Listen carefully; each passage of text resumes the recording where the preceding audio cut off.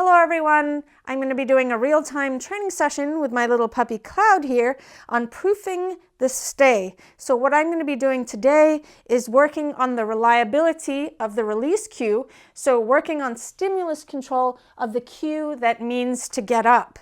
Now I have a video that's pretty old, it's from 2010 and it's called Stay Using the Kikopup Method, and part of that method is really building stimulus control on the release cue, because if the dog doesn't know reliably to get up exactly when you say the release, it can really make the behavior confusing. Get it? And also, by teaching a behavior that ends another behavior can make it really easy to add duration. And there's actually this really amazing article by one of my favorite all-time trainers and teachers, Mary Hunter, and I'll link that in the description below, that goes over how you can increase duration without causing frustration or confusion by having an end behavior. So I'll link that in the description below, and it has video examples as well. So the concept of the stay is keep laying down until I say you can get up. So if the dog doesn't understand the concept of the cue to get up, then the stay can be very confusing when you start to add duration and distractions. And so what we're teaching the dog is that the cue to get up is what they're waiting for. And if they're not getting up on that cue, then there is confusion. So first with him, I'm going to first see if he is reliably getting up on the cue, which is free. And then if he is getting up on the cue free, I can start proofing the release cue with other distractions and other words. But first we need to get that when I say the cue F-R-E-E, which means to get up, he does it within a second or faster. So here we go. I'm going to ask him to down. Good boy. And now I'm going to say free without moving. Free! And because he didn't get up, I'm going to then lure him. So basically what I want to teach him is that when he's laying down like that and I say free, it's then going to predict my movement to get him up, a mark, and reinforce for moving towards me. So now I'm going to ask him to lay down again. Free! Up, up, up. Good. And we obviously have some work to do. Free! Because you see, he doesn't know to get up yet. Get it? And also, I think that he's not finding these treats that reinforcing, so I'm going to try some other treats. Now I have this cooked ground turkey as treats, and because it's much higher value than the other treats, I have a feeling he's going to want to move towards me. And at first I can mark that behavior so that I'm getting that behavior of him moving towards me, and then I can see if when I say free, he's going to want to move towards me because I have better treats. And before, he was laying there thinking, it's not worth the energy to get up to you because I'd rather just stay laying down here and have you feed me. Okay, so he's in the down position. Good. Then I'm going to stand really still. He's already anticipating being released. Down. Good.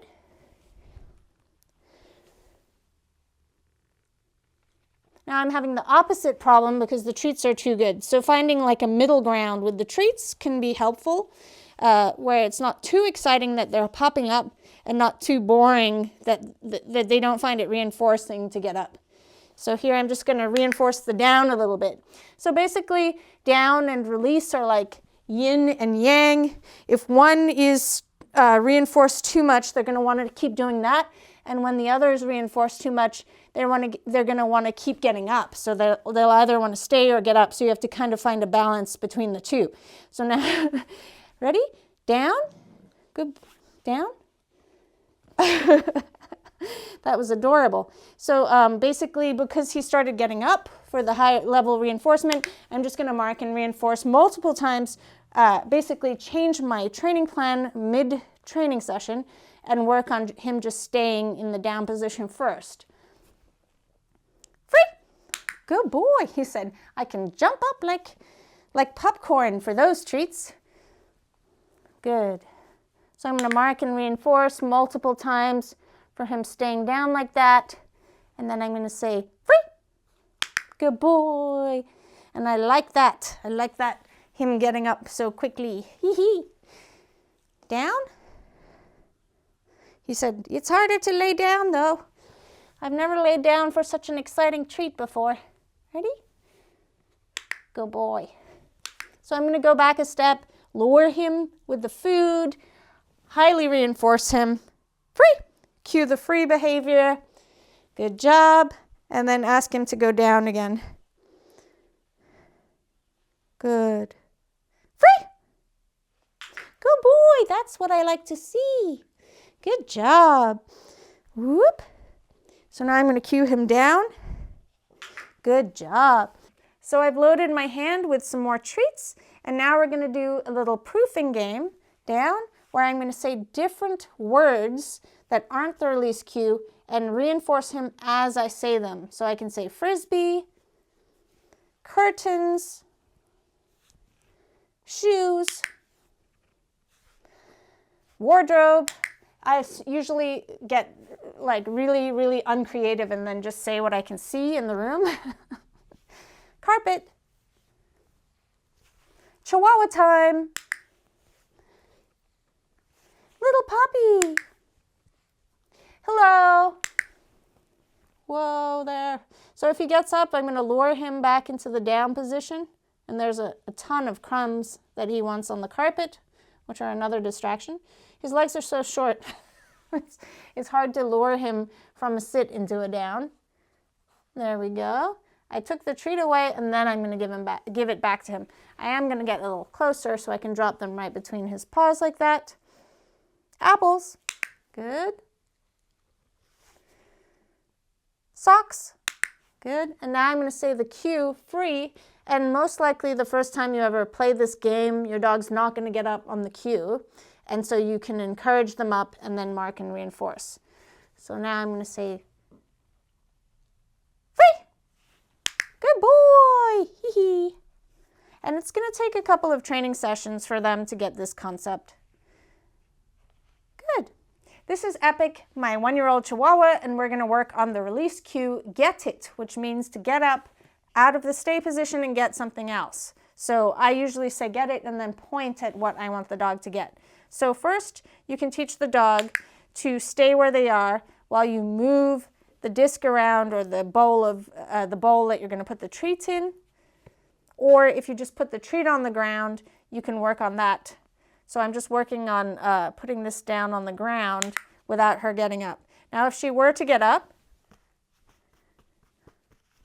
like that, I'm just going to go and lure her back into the sit position and then make it a little bit easier. Good job. So I might have someone else hold the bowl further away and put it down like that. I can also release her. Epic, free. Good. And then let her go check the bowl out and see that nothing comes of it. Ask her to sit. And then what I'm doing is reinforcing her for staying and feeding her for staying when she sees this move. Good job. You could even add eye contact. And it's a little cold in here, so that's why she's shivering, being that she's a little Chihuahua. She said, how about waving? Is that going to do something? So I can just wait a little bit and make it a little easier and move that object and just ignore the waving for the moment. If the waving kept coming back, I could take the dish away and just work on the stay with duration to get rid of that behavior. Now what I'm going to do is place a treat onto the dish, but I'm not just going to put it down because she most likely will just get up like that. So I'm lowering the treat.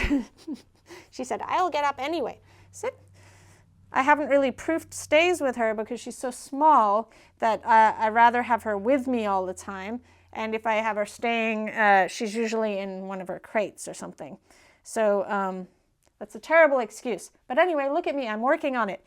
So here we go. I'm moving the treat down like that and marking her for the absence of getting up. So if she does get up, I'm just going to bring my hand back, wait for her to stay again, and then go and touch the plate and bring it back. Another thing you can do is just keep repeating the gesture. She's like, where's that treat? It should be right there. Good. So there's no harm in the dog not knowing what you want from them. They're not being disobedient or stupid. They're trying to figure out what you want them to do, and it really is not making sense to her right now. So she understands this behavior, and we're going back a step, so she has no idea really what I want her to do. And I've used the same disc for teaching her other things like targeting. So now she's doing really good. I'm going to put the treat down like that. If she thinks to get up, I'm just going to lure her back into the sit position, highly reinforce her like this, and then if she thinks to get up, I can just quickly take it away. And it's much easier if the bowl is at a distance and someone else is handling it, so you don't make the dog frustrated or stressed. Good. The next step is dropping a treat and leaving it there, marking and reinforcing, and now I'm going to release her to the treat. Are you ready? Get it. Good job. So that's essentially how to train the behavior of get it, and that can really increase the duration of the stay because it's a very, very obvious behavior that they're going to do, and they love doing it, which is moving over it and enjoying the treat that they can see and go get. Ready? Get it. Good girl. Good girl. Yeah.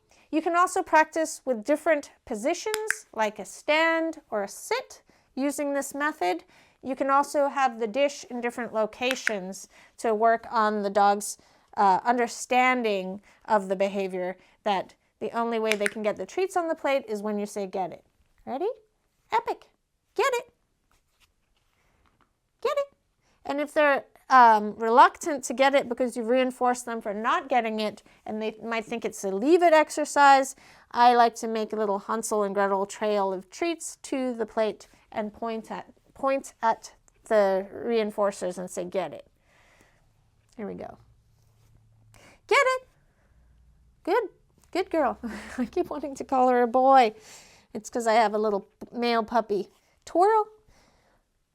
Good. You can also ask for some of their favorite behaviors in the middle of this training to make it a little bit more fun. Good. This is Bliss, my adolescent boy. Ready? Down. Good job. So I'm going to practice with the F words. Are you ready?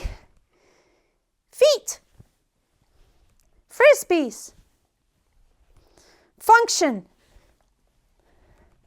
Frosted wheat. Good morning. Hi. Hello.